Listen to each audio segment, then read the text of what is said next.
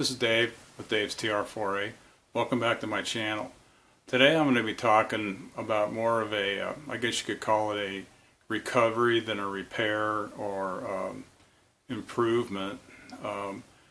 The thing I want to talk about specifically is a leak I've had in the seal between the driver's side window and the windshield frame for as long as I've gotten the car together. And it all kind of goes back to before I bought the car. One of the guys that owned it before me had been racing. This is a story I heard anyway. He was racing some other car on a back road somewhere in Kentucky, and went off the road and hit something hard enough to almost tear the driver's side front wheel off the car, and it ruined the fender and the outer fender and the inner fender and the wheel well and stuff. So there was a pretty extensive repair. Wasn't pretty, but I don't think they were really looking for like a concours or that type of. They just wanted to get the car back to where he could drive it. So let me show you a little bit about what I knew of it up until now. Okay, so right in this area you can see a weld repair. It was quite a bit uglier than this one when I got the car, but basically this whole front part of the inner fender was replaced from with something off another car. And I'm not sure if this inner fender was replaced too. I kind of suspect it was, although looking around the bottom here, the welds don't look like they look like the original welds. So I'm just going to say this part of the inner fender was replaced. Okay, then I just cleaned this up, as best I could when I was getting ready to paint it, and never really thought that much about it. So let's get to the actual issue then, and that is door gaps. The passenger side is perfect. It's about 3/8. It's very small. It's an eighth of an inch or something like that. On this side, it's I can stick my finger in there. It's maybe half an inch or something like that.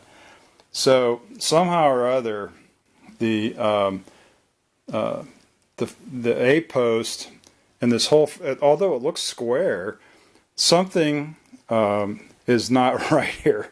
And what I did, I didn't even notice this until I actually got the car, I painted the car and was putting it all together, and I thought, well, what the hell's wrong with this door gap? And I even slotted the holes for the hinges and got it as far as I could go with, and still have clearance in this area here, for the door to close. And I'm still got this gap, so it was just beyond my newbie auto body skills to fix that. So I just kind of let it go. There's nothing I can do. So it was painted and everything. So okay, so what's the issue?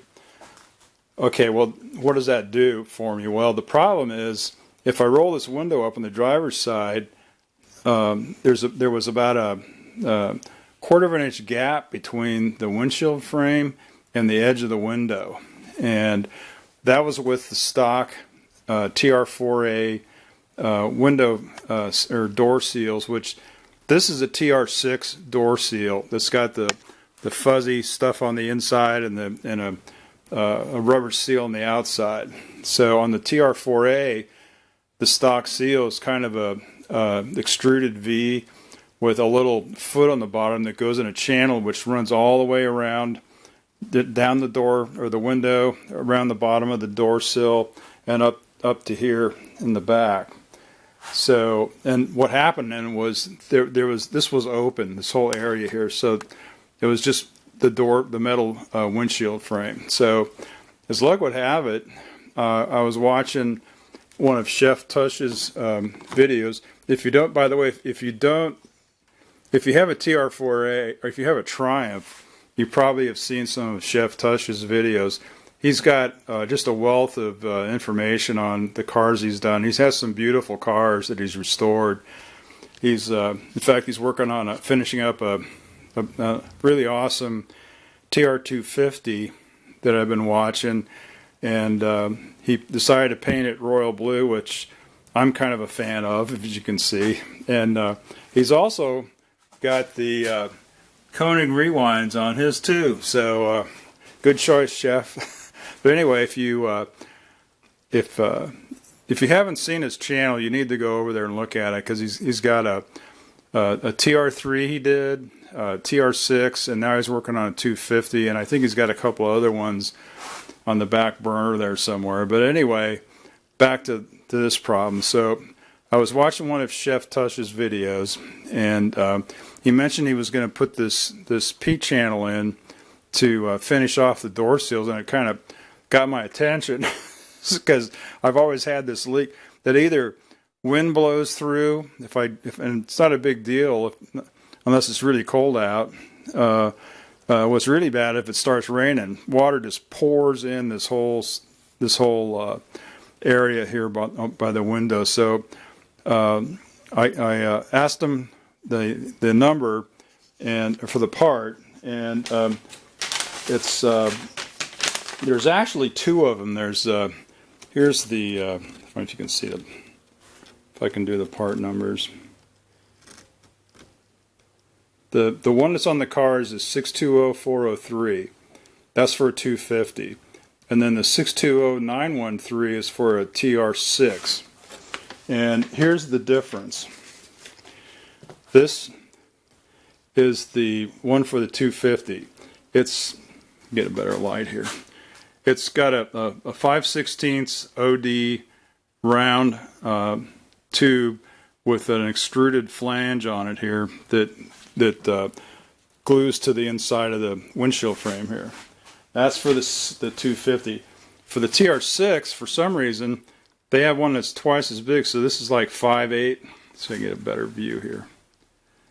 This is a 5/8 OD tube with a flange extruded on the side of that. And same deal, you basically just glue it to the inside of the windshield frame here, and that seals up the glass. So I bought a couple of each just to see what I need. Now I may end up, this is, get this light over here.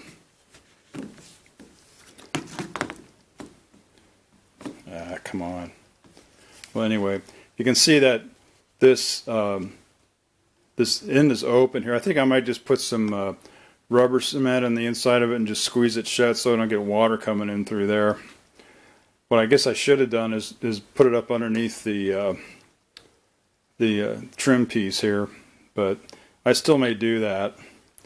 The good thing about rubber cement is you can pull it off and redo it if you want to later. So I could have done a better job putting it on there too. It's not really, even. I think this should, but it's up against the inside of this, so I'd have to trim some of this off to get it to go in farther. So let me roll up the window and close the door and show you what it looks like with the door shut. Okay, so here I've got the door shut, and you can see that there's a pretty good seal all the way down to keep the water out, and I'm really hoping hoping that's the case. I'm going to have a baptism in fire here this tomorrow. I think a bunch of us are going to a car show up in Middletown, Ohio. It's about 40 miles from here, and I think there's a 30 or 40% chance of rain in the morning. So we're not going to leave until I'm meeting up with a friend of mine at 10, and then we're going to drive up there. But we'll see. But anyway, I'm interested to see if this actually seals up or keeps the water out. I know it's going to keep the air out, which will be nice, because I tend to drive the car if there's no salt on the road. Even if it's cold, I'll go out for a spin with a top up. So I've got heated seats in it. These are Miata seats. I think I did a video on putting these on, but that was an adventure. But anyway, I have seat heaters in the thing, and the heater isn't bad in the car. I mean, it works okay. But I'm really anxious to see how these seals will work. So anyway, just a short video on this. Again, it was more of a delayed repair, I guess, or Band-Aid, whatever you want to call it. But hopefully it works. And thanks again for watching, and stay tuned for another video soon.